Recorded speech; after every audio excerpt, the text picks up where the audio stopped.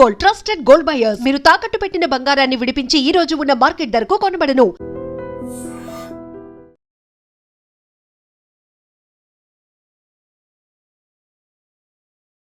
నమస్తే, welcome to I dream.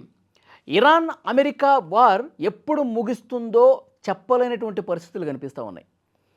ఒకవైపు America డ్రోన్ని మేము పేల్చేసామని చెప్పి ఇరాన్ చెప్తోంది. ఆత్మరక్షణ కోసం మేము దాడి చేస్తున్నామని చెప్పి అమెరికా చెప్తోంది. ఇక ఇజ్రాయెల్ లెబనాన్ మీద దాడి చేస్తే గనక ఇక అమెరికాతో ఎలాంటి చర్చలు ఉండవు అని చెప్పి కుండ బదులు కొట్టినట్టు ఇరాన్ కూడా చెప్తుంది. అసలు ఏం జరుగుతుంది, యుద్ధం ఎప్పుడు ఆగిపోతుంది, ప్రపంచంలో ఈ అలజడి రేగుతున్నటువంటి పశ్చిమాసియాలో ఎప్పుడు శాంతి నెలకొంటుంది, దీని గురించి మనం క్లియర్గా మాట్లాడదాం ప్రస్తుత పరిస్థితులను బట్టి. నాతో పాటు స్టూడియోలో ఉన్నారు అంతర్జాతీయ వ్యవహారాల నిపుణులు డాక్టర్ రమేష్ కనిగంటి గారు. సార్ నమస్కారం. సార్, చూస్తూ ఉన్నాం ఇప్పటికీ 90 రోజులకు పైగా అయిపోతుంది. 3 నెలలు దాటిపోయింది. ఫిబ్రవరి 28వ తారీఖు మొదలైంది. ఇవాళ రేపట్లో ఏదో శాంతి ఒప్పందాలు జరుగుతున్నాయి అనుకుంటుంటే ఇంకా పెరుగుతుంది కానీ తగ్గట్లేదు సార్. అంటే వాళ్ళ మైండ్ సెట్స్ ఏ విధంగా ఉన్నాయి? ఇది వ్యూహాత్మకమైనటువంటి వ్యవహారంగా చూడాలా, లేకపోతే ఏంటి ఈ ప్రస్తుతం జరుగుతున్న పరిణామాలని ఎట్లా విశ్లేషిస్తారు మీరు? జనవరి 25వ తారీఖున 2025 అమెరికన్ ప్రెసిడెంట్ ట్రంప్ అధ్యక్ష భవనంలోకి ఎంటర్ అయ్యాడు. ఎంటర్ అయిన తర్వాత ఇప్పుడు జనవరి 2026 1 ఇయర్ అయిపోయి ఇప్పుడు జనవరి 2026 ఇవాళ మనం జూన్లో ఉన్నాం. అదొక 1 ఇయర్, ఇది ఒక 6 months. అంటే ఈ 18 నెలలు చూడండి ప్రపంచ చరిత్ర. ఈ 18 నెలల ప్రపంచ చరిత్రలో డొనాల్డ్ ట్రంప్ నిర్ణయాల మూలాన ఫారిన్ అఫైర్స్ కానీ, డిఫెన్స్ కానీ, సెక్యూరిటీ కానీ, స్ట్రాటజీ కానీ, ట్రేడ్ కానీ, టారిఫ్స్ కానీ, ఇమ్మిగ్రేషన్ కానీ, H1B F1 స్టూడెంట్ వీసాలు కానీ, B1 B2 వీసా, అంటే ట్రంప్ యొక్క 360 యాంగిల్ చూడండి. Trade, technology, tourism, tariffs, terrorism, tension, వారు, ఒక రోలర్ కోస్టర్ రైడ్ అంటారు చూడండి. అన్ప్రెడిక్టబుల్, ఊహించలేము, మ్యావరిక్ ఇన్ నేచర్. అంటే ఇప్పుడు ఎలాంటి నిర్ణయం తీసుకుంటారో అనేది చాలా ఉత్కంఠతగా ఉంటుంది. దాని యొక్క ఇంప్లికేషన్స్, పరిణామాలు తీవ్రంగా ప్రపంచ దేశాల మీద పడినాయి. అందులో అతి ముఖ్యమైన ప్రశ్న మీరు అడిగింది. ఫిబ్రవరి 28, 2026వ సంవత్సరమున American president Donald Trump, Israeli prime minister Benjamin Netanyahu కలిసి అయతొల్లా ఖొమైనీ ఇరానియన్ సుప్రీం లీడర్ని అంతమొందించారు బాంబింగ్ ద్వారా. ఆ రోజు నుంచి ఇవాళ హైదరాబాద్లో ఐ డ్రీమ్లో మీరు మనం కూర్చొని మన తెలుగు ప్రజలతో మాట్లాడుతున్న ఈ సందర్భంలో 92 రోజులు గడిచిపోయినాయి. ఈ 92 రోజులు గడిచిపోయిన పరిణామ నేపథ్యం చూసినప్పుడు స్ట్రైట్ ఆఫ్ హర్ముజ్ జలసంధి ద్వారా 20-25% మరి ఆయిల్ నీడ్స్ ఏవైతే ఉన్నాయో ఆయిల్ అక్కడి నుంచి వస్తూ ఉంటుంది. Gulf cooperation council countries 6, 1, 7 Iran, 7 దేశాల నుంచి ప్రపంచానికి వచ్చే ఆయిల్, న్యాచురల్ గ్యాసు, ఇలాంటివన్నీ ఎల్పిజి, ఎల్ఎన్జి అన్నీ 20% పైగా ఉంటాయి. అవి చాలా ఇబ్బందికరమైన పరిస్థితుల్లోకి మనం వెళ్ళాం. యుద్ధం సెగ మన వంటింటి గదిలో కూడా వచ్చేసింది. యుద్ధము సెగ మన వంటింటి గదిలో కూడా వచ్చింది. పెట్రోలు, డీజిల్ 115 రూపాయలు వాళ్ళ హైదరాబాద్లో పెట్రోల్ ఇంకా పెరుగుతూనే అవసరం. ఇట్లాంటి పరిస్థితుల్లో మీరు అడిగిన ప్రశ్న చాలా సహేతుకము, చాలా అంటే ఈ ప్రశ్న, మీరు అడిగిన ప్రశ్న 140 కోట్ల జనాల్ని, భారతదేశ ప్రజల్ని ఇబ్బంది పెడుతుంది. దాంతోపాటు లాస్ట్ టైం మాట్లాడినప్పుడు ఒక చిన్న కరెక్షను. ఇరాన్ యొక్క జనాభా 2 కోట్లు కాదు, 9.5 కోట్లు. ఇజ్రాయెల్ జనాభా 1 కోటి. అమెరికా జనాభా 32 కోట్లు. 32 ఇరాన్ జనాభా 10 వేసుకోండి, 42 ఇజ్రాయెల్ ఒకటి వేసుకోండి, 43 కోట్లు. లెట్స్ సే అరౌండ్ 40 crores అనుకుందాం. ఆ 40 కోట్ల మంది చేస్తున్న యుద్ధం, ఆ 40 కోట్ల మంది చేయట్లేదు, ఆ ముగ్గురు వ్యక్తులు మైండ్ సెట్, మీరు మైండ్ సెట్ అన్నారు అందుకని చెప్తున్నా. American president Donald Trump mind set, Iranian leadership mind set, Ayatollah Khomeini తర్వాత ముజ్తబా ఖొమైనీ, మిగతా journals, Iranian revolutionary guards mind set, Israeli prime minister Benjamin Netanyahu mind set, ఈ మైండ్ సెట్స్ ప్రాబ్లమే ఈ యుద్ధానికి అసలు కారణం. అమెరికా ఏ ఏ కారణాలతో ఇరాన్ని అటాక్ చేసింది, ఇజ్రాయెల్ ఏ ఏ కారణాలతో ఇవాళ లెబనాన్ని అటాక్ చేస్తున్నది, లేదా యెమెన్ని, లేదా ఇరాన్ని, ఇవన్నీ మనం చూసినప్పుడు ఎవరు తప్పు ఎవరు ఒప్పు అని జడ్జిమెంట్ ఇచ్చే ముందల అసలు ఆ మైండ్ సెట్స్, వాళ్ళ యొక్క ఆలోచన తీరు, ప్యాటర్న్ గమనిస్తే, ప్యాటర్న్ అంటే ఆ స్వభావాన్ని, ఆ యొక్క తీరుని గమనిస్తే ఇరాన్ చేత అణ్వాయుధాలను ఆపించాలి అనే ఒక కారణం చెప్పారు. అణ్వాయుధాలని నిరాయుధీకరణ చేయకపోతే ప్రపంచ శాంతికి, ముఖ్యంగా అమెరికా, ఇరాన్, ఇజ్రాయెల్ యొక్క భవితవ్యానికి దెబ్బ కాబట్టి మేము ప్రోయాక్టివ్గా ఇరానియన్ ఐతుల్లా ఖొమైనీని అంతమొందించి ఇరాన్ దగ్గర ఉన్న న్యూక్లియర్ ప్రోగ్రామ్ను ఆపాలి. ఓకే, ఇది నెంబర్ 1 కారణం చెప్పారు. కారణం అంటే రీజన్ నెంబర్ 2 ఏం చెప్పారు? అమెరికా, ఇజ్రాయెల్ కలిసి ఇరాను హిజ్బుల్లా, హౌతీ, హమాస్ అనే 3 టెర్రరిస్ట్ ఆర్గనైజేషన్స్కి, ఈ 3 టెర్రరిస్ట్ ఆర్గనైజేషన్కి మనీ, మెటీరియల్, ఐడియాలజికల్గా అంటే సైద్ధాంతికంగా, ఆర్థికంగా, అణ్వాయుధాలతో పాటుగా మారణాయుధాలను కూడా ఇస్తుంది ఈ 3 ఉగ్రవాద సంస్థలకి అనేది 2వ కారణం. 3వ కారణం ఏమని చెప్పారు? ఇరాను ఇజ్రాయెల్ మీద, అమెరికా మీద గత 30 ఏళ్ల నుంచి బాగా దాడులు చేపిస్తుంది, క్లాండెస్టైన్గా అంటే రహస్యంగా. ఇది 3వ కారణం చెప్పారు. 4వ కారణం ఏం చెప్పారు? ఉగ్రవాదానికి ఊతం ఇస్తున్న ఇరాన్ యొక్క నడ్డి విరచాలి అంటే తప్పనిసరిగా ఇరాన్ యొక్క ఆర్థిక మూలాల మీద దెబ్బ కొడతాం మేము. ఎకనామిక్ శాంక్షన్స్, తర్వాత దౌత్యపరంగా ఇరాన్ని దెబ్బ కొడతాము, డిప్లొమాటిక్ శాంక్షన్స్, పొలిటికల్గా ఇరాన్ ఇబ్బంది పెడతాము, రాజకీయంగా పొలిటికల్ శాంక్షన్స్, ఇవన్నీ ప్రయోగించి చివరికి యుద్ధానికి దిగాము. అన్నీ ఫెయిల్ అయిన తర్వాత శాంతికి ఒప్పుకోవట్లేదు ఇరాన్ అని అమెరికా, ఇజ్రాయెల్ చెప్తుంది. మరి అమెరికా ఏమైనా కరెక్ట్గా చేస్తుందా అని మనం, మీలాంటి వాళ్ళు, మాలాంటి వాళ్ళు, మన తెలుగు ప్రజలు ఆలోచించినప్పుడు అమెరికా లాస్ట్ 6 months తీసుకుందాం. వెనిజులాన్ ప్రెసిడెంట్ ఎత్తుకొచ్చేసింది. లాస్ట్ 2 years, 3 years, 4 years చూసుకుందాం. ఇరాక్లో గొడవలు, ఇరాన్లో గొడవలు, ఇప్పుడు ఆఫ్ఘనిస్తాను, పాకిస్తాను,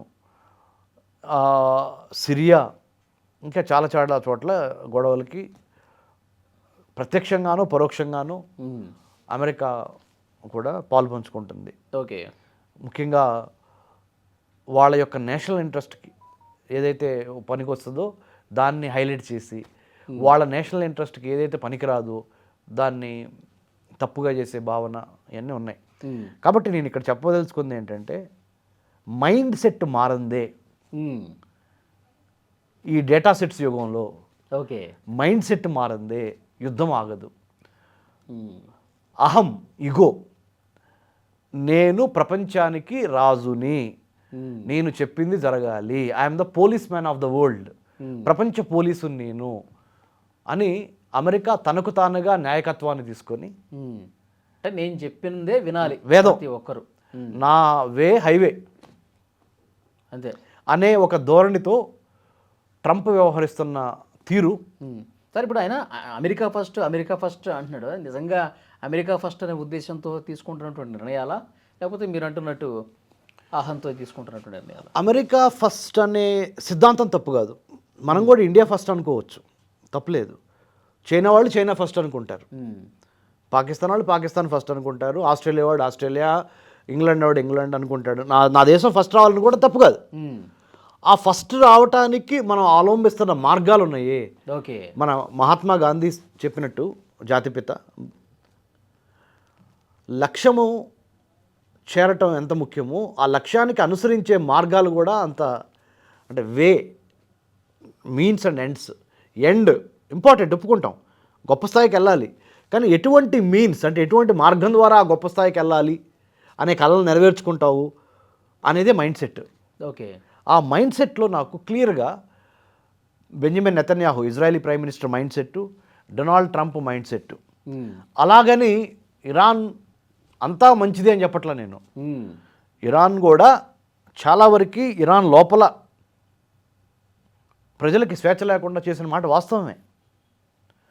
ఇరానియన్ మహిళలకు కానీ, ఇరానియన్ కొన్ని విషయాల్లో కానీ, అంటే పర్షియన్ విషయాల్లో ఎంపైర్కి సంబంధించిన ఇరాన్ ఆ నాగరికత మరీ కొంత అంటే సంప్రదాయ నాగరికత ముసుగులో కొంత ఆ ఛాందసవాదం, ఎస్, మత ఛాందసవాదం అంటారు, religious fundamental extremist thinking that I am great and I'm the only one who is great. మిగతా తోటి ముస్లిం కంట్రీస్ అయిన సున్నీ ముస్లిం కంట్రీస్ని కూడా షియా ముస్లిం కంట్రీ అయిన ఇరాన్ లెక్క చేయదు. పక్కన ఉన్న ముస్లిమ్స్ గల్ఫ్ కోఆపరేషన్ కౌన్సిల్లో ఉన్న అన్ని కంట్రీస్ని కొడుతుంది ఇరాన్. అవును, కువైట్ని, యుఏఈని, Saudi Arabia, Bahrain, Qatar, right. So ఇక్కడ నేను చెప్పొచ్చేది ఏంటంటే ఇరాన్కి మైండ్ సెట్ ప్రాబ్లం ఉంది, అమెరికాకి మైండ్ సెట్ ప్రాబ్లం ఉంది, ఇజ్రాయెల్కి అంటే Benjamin Netanyahu mind set. So ఈ ముగ్గురు వ్యక్తులు లేదా ఈ మూడు దేశాల యొక్క మైండ్ సెట్ని మార్చడానికి ఏం చేయాలి అనే దాని మీద మేధోమథనం చేసే దిశగా భారత్ ఆలోచించాలి. ఓకే, భారత్ BHARAT భారత్ అంటే నేను ఇచ్చే definition build a harmonious but audacious Raj to advance trade, technology, tourism and talent but destroy terrorism or decimate terrorism. అది Bharat BHARAT. Okay, build a harmonious, చక్కగా నిర్మించు భారతదేశాన్ని 2047 కల్లా ఎలా అందరితో సఖ్యంగా సామరస్యంగా ఉండేటట్టు. But at the same time అడాషియస్గా ఉండాలి, అంటే ధైర్యంగా ఉండాలి. భారత్ ప్రపంచ దేశాల్లో ధైర్యంగా ఉండాలి, but at the same time సానుకూలంగా సామరస్యంగానూ ఉండాలి, అన్ని అందరితో కలిసి ఉండాలి. ఈ రెండు కాంబినేషన్ చాలా ఇంపార్టెంట్.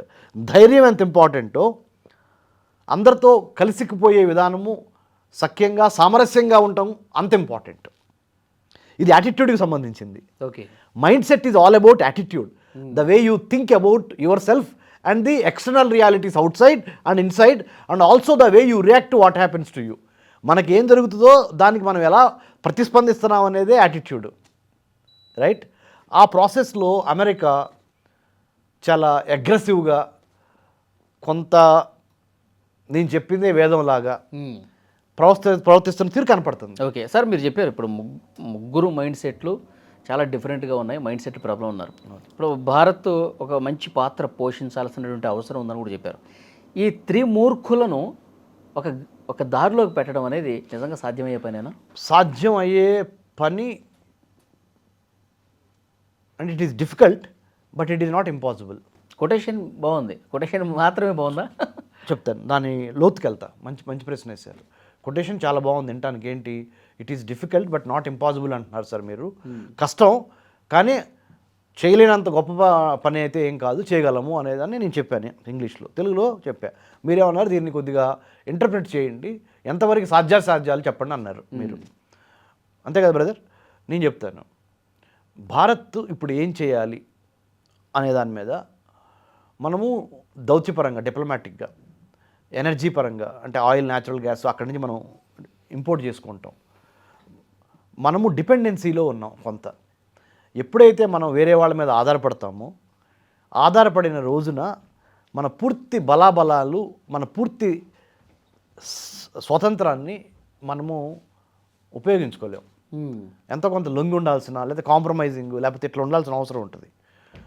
అమెరికాను ఇంపార్టెంటే భారత్కి, ఇరాన్ ఇంపార్టెంటే, ఇజ్రాయెల్ ఇంపార్టెంటే. మూడు ముఖ్యమైన దేశాలు భారత్కి కావాలి. ఆ మూడు ముఖ్యమైన దేశాలు, ఈ 193 దేశాల్లో 3 దేశాలు, ప్రపంచంలో ఉన్న 193 దేశాల్లో 3 దేశాలు యుద్ధంలో ఉన్నాయి. మిగతా 190 దేశాలు ఈ 3 దేశాల మీద ఒత్తిడి తీసుకురావాలి. ఆ 190 దేశాలని లీడ్ చేయగలిగిన అర్హత ఉన్న దేశము ఏంటయ్యా అంటే పాకిస్తాన్ కాదని తెలిపోయింది. ఎందుకంటే 2 సార్లు పాకిస్తాన్లో పీస్ టాక్స్ జరిగినాయి, శాంతి చర్చలు ఫెయిల్ అయిపోయినాయి. ఓకే, మరి ఎవరు చెప్పండి? చైనా ఉంది, రష్యా ఉంది, భారత్ ఉంది. రైట్, అదే జరిగిందిగా. డొనాల్డ్ ట్రంప్ షీ జిన్పింగ్ని, చైనీస్ ప్రెసిడెంట్ని, ప్రీమియర్ని చైనా వెళ్ళి బీజింగ్ వెళ్ళి కలిశాడు కదా, రైట్? ఇలా కూర్చునే మనిషి డొనాల్డ్ ట్రంప్ ఆడికెళ్ళి ఇలా కూర్చున్నాడుగా. ఇరానియన్ విదేశాంగ మంత్రి అర్గాచి బీజింగ్ వెళ్ళాడుగా, చైనీస్ ప్రెసిడెంట్ షీ జిన్పింగ్ని కలిశాడుగా, ఎట్ట కూర్చున్నాడుగా. అదే రష్యా ప్రెసిడెంట్ వ్లాదిమిర్ పుతిన్ కూడా వెళ్ళి చైనీస్ ప్రెసిడెంట్ షీ జిన్పింగ్ని కలిసి కౌగిలించుకొని హ్యాపీగా వాళ్ళు సమవుజ్జీల్లాగా హ్యాపీగా ఫీల్ అయ్యారుగా. మరి చైనా చేయగలదా? చేసిందా? అయిపోయిందిగా, పర్యటన జరిగి 15 రోజులు అయిందిగా. మరి ఇప్పుడు యుద్ధం ఆగాలిగా, మరి లెక్క ప్రకారం చైనా కానీ ఆపగలిగితే మరి ఎందుకు ఆగలేదు? యుద్ధం ఇప్పుడు పెరుగుతుంది. ఇంకా డొనాల్డ్ ట్రంప్ క్లియర్గా బెంజమిన్ నెతన్యాహు ఇజ్రాయలీ ప్రైమ్ మినిస్టర్కి చెప్పాడు, నువ్వు డైరెక్ట్గా ఇజ్రాయలీ డిఫెన్స్ ఫోర్సెస్ IDF ఆర్మీని పంపించి లెబనాన్లో ఉన్న హిజ్బుల్లా వాళ్ళ మీద దాడి చేయొద్దు, నీ సైన్యాన్ని వెనక్కి తిప్పించు. నువ్వు దాడి చేయడం మూలన యుద్ధం పెరుగుతుంది, దాని ఎఫెక్ట్ ఇరాన్ మీద కూడా పడుతుంది, దాని ఎఫెక్ట్ ప్రపంచమే పడుతుంది. ఆల్రెడీ నా కాంగ్రెస్ ఎలక్షన్స్ ఉన్నాయి నవంబర్లో, డొనాల్డ్ ట్రంప్ చెబుతున్నాడు హౌస్ ఆఫ్ రిప్రజెంటేటివ్స్ అమెరికాలో దిగువ సభకి నాకు ఎలక్షన్స్ ఉన్నాయి రా బాబు, నేను ఎలక్షన్స్ ఫేస్ చేయాలి, నువ్వు ఆగు, నువ్వు తగ్గు అని Donald Trump Israeli prime minister Benjamin నెతన్యాహుకు చెప్తున్నాడు. నువ్వు సైన్యాన్ని పంపించి లెబనాన్లో ఉన్న హిజ్బుల్లాతో పోరాటం చేయొద్దు అని, నేను మాట్లాడతానని చెప్తున్నాడు. ఇరాన్తో ఏమని చెబుతున్నాడు, ఒక పక్కన మీరు కనుక మా షరతులకు ఒప్పుకోకపోతే స్ట్రైట్ ఆఫ్ హార్మూజ్ని కొడతాం, ఆ జలసంధిని మిమ్మల్ని కొడతాం, మీ న్యూక్లియర్ ఫెసిలిటీస్ మీద బాంబులేసి నాశనం చేస్తాం అని చెప్తున్నాడు. ఏది మేము చెప్పినవి మీరు ఒప్పుకోకపోతే. ఇరాన్ ఏమంటుంది, ఒప్పుకునే ప్రశ్నే లేదంటుంది. ఒప్పుకున్నామని చెప్తున్నారు ఒక వర్గం, ఒప్పుకున్నారు. నిన్న ఏమన్నా మీటింగ్ అయిపోయింది, అమెరికన్ ప్రెసిడెంట్ ఇరానియన్ లీడర్షిప్ కూర్చొని ఖతార్లో కూర్చున్నారు, పాకిస్తాన్కి వెళ్ళి కూర్చున్నారు, వాళ్ళ బ్యాక్ ఛానల్ డిప్లొమసీ ద్వారా మాట్లాడుకున్నారు. చైనా వెళ్ళి వచ్చారు, ఈ ముగ్గురు చైనా వెళ్ళి వచ్చారుగా. రష్యన్ ప్రెసిడెంటు వెళ్ళంది, ఒక్క ఇజ్రాయలీ ప్రైమ్ మినిస్టర్ వెళ్ళంది చైనా. డొనాల్డ్ ట్రంప్ వెళ్ళాడు, వ్లాదిమిర్ పుతిన్ వెళ్ళాడు, ఈ ఇరానియన్ ఫారెన్ మినిస్టర్ కూడా చైనా వెళ్ళి వచ్చాడు. మరి చైనా చుట్టూ తిరిగినా పీస్ రాటల్లా, పాకిస్తాన్లో కూర్చొని మాట్లాడుకున్నా పీస్ రాటల్లా, ఖతార్లో కూర్చొని మాట్లాడుకున్నా పీస్ రాటల్లా. పీస్ అంటే శాంతి జరగట్లా. మరి ఇలాంటప్పుడు ఎవరు అన్నప్పుడు చెప్పండి బ్రదర్, వీళ్ళొక్కళ్ళే. మనము ఈ మువ్వెన్నుల త్రివర్ణ పతాకం ఉందే ఈ భారత్, ఇది మాత్రమే విశ్వగురు పొజిషన్లో పీస్ తీసుకురాగలదు, శాంతి తీసుకురాగలదు. ఎందుకంటే ఇది మన భారతదేశము, మన భారతదేశము ఇరాన్తోనూ మాట్లాడగలదు, అమెరికాతోనూ మాట్లాడగలదు, ఇజ్రాయెల్తోనూ మాట్లాడగలదు. మాట్లాడటమే కాదు, ఎలా మాట్లాడాలో కూడా తెలిసిన ఉంది. మరి ఎందుకు జరగట్లేదు? రెండో ప్రశ్న మన తెలుగు ప్రజలు అడుగుతారు మనల్ని. వలి గారు, రమేష్ కన్నిగంటి గారు, బాగుంది మీరు చర్చ మేము వింటున్నాము, మరి జరగాలిగా, ఎందుకు జరగట్లేదు అన్నప్పుడు చెప్పనా ఎందుకు జరగట్లేదు? మనము పిలవని పేరంటానికి వెళ్తాం ఎందుకని ఒకటి వెయిట్ చేస్తున్నాం. ఓకే, అలాగని ఎక్కువ వెయిట్ చేస్తే ఇక్కడ మనకే కడుపులో కాలుతుంది. అంటే ఇంట్లో గ్యాస్ పోయి రాజేయటానికి, పెట్రోల్ కొట్టించుకొని ఆఫీస్కో, కారుకో, కాలేజీకో, లేకపోతే హాస్పిటల్కో లేకపోతే వెళ్తానికి ఇబ్బంది. మోడీ గారు కూడా అంటున్నారు కాన్వాయ్ తగ్గించుకోండి మీరు ముఖ్యమంత్రులు మినిస్టర్లు. ఇబ్బంది ఉండబట్టేగా ఉందనే అర్థమేగా. అలా అని చూస్తా ఊరుకోలేము. ఇప్పుడు 3 నెలలు అయిపోయింది సార్. 1000 మంది పిలవాల్సిన పెళ్లిలో 100 మందిని పిలిచి పెళ్లి చేయండి అంటున్నాము. హోటల్కి వెళ్తే రైస్ ఐటమ్స్ ఉంటున్నాయి కానీ రోటీ ఐటమ్స్ ఉండట్లా. ఎందుకురా బాబు అంటే రోటీ చేస్తే రోటీతో పాటు 4 కూరలు చేయాల్సి వస్తుంది, అదే ఒక రైసు ఒక బిర్యానీ లాగా లేకపోతే ఒక ఏదో చేసేసి ఇచ్చేస్తున్నాము అన్నట్టుగా ఉంది పరిస్థితి బయట. What I'm trying to say simple, పిలవని పేరంటానికి వెళ్ళలేము. ఆ 3 దేశాలు అడగాలి కదా మాకు శాంతి చేయండి అని, వాళ్ళు మనల్ని అడగట్లా. పాకిస్తాన్ అడుగుతున్నారు, మనం ఆశ్చర్యపోతున్నాం. అదేంట్రా, పాకిస్తాన్కి ఉన్న హిస్టరీ ప్రకారం, పాకిస్తాన్కి ఉన్న పాలిటీ ప్రకారం, పాకిస్తాన్కి ఉన్న రెప్యుటేషన్ ప్రకారం పాకిస్తాన్ని శాంతి తీసుకురామని ఈ 3 దేశాలు అడగటం ఏంటి అసలు? ముఖ్యంగా ఇజ్రాయెల్ అడగలేదులేండి, అమెరికా, ఇరాన్ అనుకుందాం. ఓకే అని మనం ఆలోచించినప్పుడు పిలవలు పేరంటానికి వెళ్ళలేము, అలాగని చూస్తా ఊరుకోలేము. మరి ఏం చేయాలన్నప్పుడు ఒకటే చేయాలి. భారత్ తనకున్న దౌత్యాన్ని ఉపయోగించి, డిప్లొమాటిక్ ఛానల్ని ఉపయోగించి, మనకున్న ఇండియన్ అంబాసిడర్స్ వేరే వేరే దేశాల్లో 190 దేశాల్లో భారతదేశం తరపున రాయబారులు ఉంటారు, ambassadors, Indian ambassadors in foreign countries. వాళ్ళ మన ఇండియన్ హై కమిషన్స్ ఉంటాయి. వాళ్ళ ద్వారా ప్రపంచంలో ఉన్న మిగతా 190 దేశాల నుంచి ఐక్యరాజ్య సమితి మీద ఒత్తిడి తెప్పించాలి.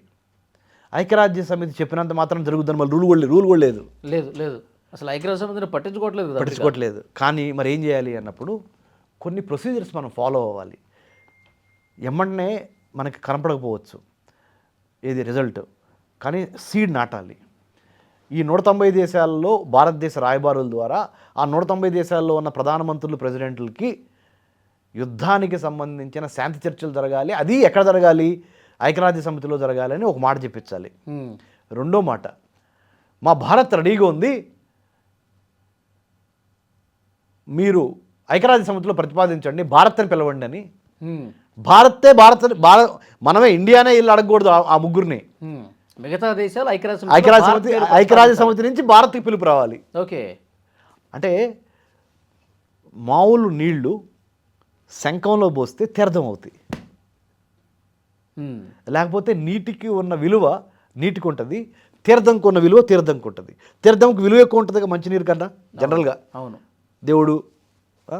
సో ఐక్యరాజ్య సమితి అనే సంస్థ ద్వారా భారత్కి పిలుపు రావాలి. ఓకే, ఏమని? మీరు ఈ శాంతి చర్చలకి నాయకత్వం వహించండి అని. ఐక్యరాజ్య సమితి సెక్రటరీ జనరల్ ద్వారా భారతదేశ ప్రెసిడెంట్కి, ద్రౌపది ముర్ము గారికి, హానరబుల్ ప్రెసిడెంట్ ఆఫ్ ఇండియాకి, you must hold piece talks అనేది రావాలి. ఎందుకు? వై ఇండియా ఈజ్ క్వాలిఫైడ్ అన్నప్పుడు ఈ 78 సంవత్సరాల స్వతంత్ర చరిత్రలో, భారతదేశ స్వతంత్ర చరిత్రలో 1947 నుంచి 2026 వరకు మనం ఏ దేశాన్ని ఆక్రమించుకోవటం కానీ, ఏ దేశం అంతర్గత వ్యవహారాల్లో జోక్యం చేసుకోవటం కానీ, ప్లస్ లౌకిక రాజ్యంగా నెంబర్ 1 పేరు తెచ్చుకున్నాం ప్రపంచంలో. Secular country India. We the people of India having solemnly resolved to constitute India into a sovereign, socialist, secular, democratic republic. సర్వసత్తాక సార్వభౌమ గణతంత్ర రాజ్యంగా భారత్కి ఇంతవరకు మనం ఒక్కసారి డిక్టేటర్షిప్కి వెళ్ళా. పాకిస్తాన్లో ఎన్నోసార్లు డిక్టేటర్షిప్, మిలిటరీ లీడర్షిప్పే డిక్టేటర్స్ అయ్యి ఆ గవర్నమెంట్ ప్రజాస్వామ్యబద్ధంలో పరిపాలించుకోవడం చేతగాక నియంతలుగా జరిగింది అక్కడ. అవును కదా బ్రదర్? భారతదేశానికి అలాంటి చరిత్ర లేదు, గొప్ప చరిత్ర ఉంది. సార్ భారతదేశానికి గొప్ప చరిత్ర ఉంది, ఎవరు కూడా ఒప్పుకుంటారు, ఎవరైనా సరే దాన్ని ఒప్పుకుంటారు. అయితే 190 దేశాలు భారత్ నాయకత్వం వహించాలి, శాంతి జరగాలంటే భారత్ ముందుకు రావాలని చెప్పి ఐక్యరాజ్య సమితితో చెప్పించి ఐక్యరాజ్య సమితి మనకి కోరినప్పటికీ కూడా ఈ 3 దేశాలు, అంటే మనం ఎంత బాగా ఎదుగుతున్నా మనకు తెలుసు, మన మీద కన్ను కుట్టినటువంటి దేశాలు కూడా ఉన్నాయి. ఈ 3 దేశాలు ఎంతవరకు భారత్ లీడర్షిప్ని యాక్సెప్ట్ చేసే అవకాశం ఉంది? 190 దేశాలు ఓకే. నేను 3 దేశాల్లో 2 దేశాల్లో చదువుకొని వచ్చాను, ఉండొచ్చాను. America, Israel. ఇరాన్ వెళ్ళలేదు. సో ఇరాన్ వెళ్ళలేదు కాబట్టి ఇరానియన్ పల్స్, గవర్నమెంట్ పల్స్ నాకు తెలియదు, కానీ పీపుల్స్ పల్స్, ఇరాన్లో normal citizen pulse, they love India. ఇరాన్కి ఇండియాకి మధ్య చారిత్రక, సాంస్కృతిక, వారసత్వ సంబంధాలు ఉన్నాయి. Iran loves India. ఓకే, ఇజ్రాయెల్లో ఉండొచ్చా కదా, Israel loves India. Okay, America కూడా మన యొక్క సైన్స్, టెక్నాలజీ, ఇంజనీరింగ్, మ్యాథమెటిక్స్, మన మేధో సంపత్తి వాళ్ళకి అవసరపడుతుంది, వాళ్ళకి డాలర్ సంపాదించి పెడుతుంది మంది, అందుకని దే లవ్ ఇండియా. ఓకే, అర్థమవుతుంది మీకు? ఓకే, అంటే 3 దేశాలు భారత్ను ప్రేమిస్తాయి. రెండేమో కొద్దిగా ఎమోషనల్గా, ఇజ్రాయెల్, ఇరాన్. అమెరికానేమో భారత్ యొక్క మేధో శక్తితో మనము అక్కడ వెల్త్ క్రియేట్ చేస్తున్నాం అమెరికాలో. ఓకే, ప్లస్ అమెరికాకి భారత్ కూడా పెద్ద మార్కెట్. వాళ్ళ వస్తువులు మనం కొంటున్నాం కదా చాలా. కొన్నప్పుడు మనం ఫ్రీగా ఎవరుగా, there is no free lunch in America అంటారు. అమెరికాలో ఫ్రీగా ఏమి ఉండదు. అలానే ఇండియాలో కూడా ఈ మధ్య ఉన్నట్టు అది వేరే విషయం చెప్తున్నా. నానుడి ప్రకారం అమెరికాలో అసలు ఉండదు. ఓకే, మరి సార్ నా డౌట్, ఇప్పుడు ఆ 2 దేశాలు అమెరికా, ఇరాన్, ఇజ్రాయెల్, భారత్ మీద ప్రేమ చూపిస్తుంటే మరి పాకిస్తాన్తో ఎందుకు చర్చలకు వచ్చారు? ఇండియాకి రావచ్చు కదా. Right, very good. కొన్ని రిలీజియస్ యాంగిల్స్, కొంత అమెరికాలో డొనాల్డ్ ట్రంప్కున్న చాదస్తం, ఆ మాట ఎందుకు వాడానంటే, ఆసిఫ్ మునీర్ని పైకి లేపటం, పాకిస్తానీ ఆర్మీ చీఫ్ని, ఆయన మాకు మంచి ఫ్రెండ్ అని ఇట్లా ఎన్ని ఉన్నాయి కదా కొన్ని, అంటే తెలివి తక్కువ పనులు. వాటితో అలా జరిగిందని చివరికి ఏమైంది, ఫెయిల్ అయింది కదా. ఒకసారి కాదు 2 సార్లు కూర్చున్నారు. 2 times they are for peace. They sat together to discuss about peace. They failed. ఇప్పుడు ఇక ఆప్షన్స్ ఏంటి చెప్పండి? ప్రపంచంలో ఇప్పుడు ఏ కంట్రీ లీడ్ తీసుకోగలరు చెప్పండి? కాదు సార్, నేను అనేది ఇప్పుడు పాకిస్తాన్ మధ్యవర్తిత్వం వహించడానికి మిగతా 190 దేశాలు మద్దతు తెలపల. మీరు ఎంతకుముందు ఉన్నట్టు ఐక్యరాజ్య సమితికి వెళ్ళి ఒత్తిడి తీసుకొచ్చి పాకిస్తాన్తో అందుకనే ఫెయిల్ అయినాయి బ్రదర్. నేను మద్దతు అనేది- తెలపలేదు కాబట్టి ఫెయిల్ అయినాయి. ఫెయిల్ అయింది కదా. ఇప్పుడు పాకిస్తాన్ లేదనుకుందాం, పాకిస్తాన్ వల్ల కావట్లేదు అనుకుందాం. ఆ 2 దేశాలు అట్లా భావించి ఇండియా భారత్ని ఆహ్వానించవచ్చు కదా. అదే అదే చెప్తున్నా. పాకిస్తాన్ ఆహ్వానించినప్పుడు లేనిది చెప్పనా? భారత్ను ఆహ్వానించడంలో వచ్చిన ముప్పు ఏంటి? Very good. ముప్పు కాదు, భారత్ కనుక రంగంలో దిగితే ఎంతో కొంత టాంజిబుల్ రిజల్ట్, కాంక్రీట్ రిజల్ట్ కనపడాలి. భారత్ పెట్టే ప్రెషర్ మూలాన ఎంతో కొంత గివిన అంటే వాళ్ళు ఇద్దరికీ న్యాయం జరగదు వాళ్ళ వాళ్ళ వాళ్ళ సైడ్ నుంచి, వాళ్ళ పర్స్పెక్టివ్ నుంచి. అది అవసరమా మనకి ఇప్పుడు అనే ఆలోచన కూడా డొనాల్డ్ ట్రంప్కు ఉంది, ఇజ్రాయలీ ప్రైమ్ మినిస్టర్కి ఉంది, ఇరానియన్ లీడర్షిప్ కూడా ఉంది.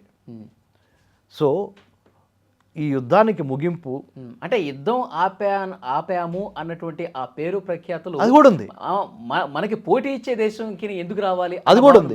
చైనా ప్రార్థిస్తుంది తెర వెనక నుంచి ఈ బాల్ భారత్ కోర్టులోకి వెళ్ళకూడదు, ఇండియా కోర్టులోకి. ఈ బాల్ ఇండియా కోర్టులోకి వెళ్తే ఇండియా గెలిచింది అనుకో, ఏది శాంతి తెచ్చింది అనుకో ఇండియా, చైనా ఇక కామ్ అయిపోవాలి. చైనా దాని యొక్క ఆర్థిక శక్తి, మిలిటరీ శక్తి, టెక్నాలజీ శక్తి, నేను నెంబర్ 1, అమెరికా తర్వాత నేనే అని చైనా అనుకుంటుంది కదా. అది దెబ్బతింటే చైనాకి ఇదే కదా. ఓకే, అందుకని కాబట్టి భారత్ రాకూడదనే అందరూ కోరుకుంటున్నారు. కానీ భారత్ రాకుండా శాంతి రాదు. ఎందుకంటే ముగ్గురిని కూర్చోబెట్టి మాట్లాడగలిగిన, పంచాయతీ చేయగలిగిన ఆ పెద్దరికం, ఆ ఓర్పు నేర్పు అన్ని భారత్కే ఉన్నాయి. సూపర్. భారత్ వచ్చే వరకు యుద్ధం ఆగదు. ఏది భారత్ పీస్ ప్రాసెస్లో పార్టిసిపేట్ చేసే అంతవరకు యుద్ధం ఆగదు. సార్ 190 దేశాలు ఒత్తిడి తీసుకొచ్చే బదులు మనంతట మనమే సరే అదే బ్రదర్ పిలవని ఆ మాట ఎందుకన్నానంటే, మీరు ఇంతకు ముందే చెప్పారు పిలవని పేరంటానికి మనం ఎట్లా పోతాం, ఆ 3 దేశాల్లో కనీసం ఒక్క దేశమైనా రావాలి కదా అని చెప్పి. కానీ ప్రపంచ శాంతిని దృష్టిలో పెట్టుకుని, ప్రపంచ ప్రజల ఇబ్బందులను దృష్టిలో పెట్టుకుని చెప్పనా బ్రదర్, ఇనిషియేటివ్ తీసుకోవచ్చు. చెప్పనా బ్రదర్, ఇండియా ప్రపంచ దేశాల్లో చూసినప్పుడు బలీనమైన శక్తిగా ఉంది కానీ శాసించే స్థాయికి ఇంకా రాలా.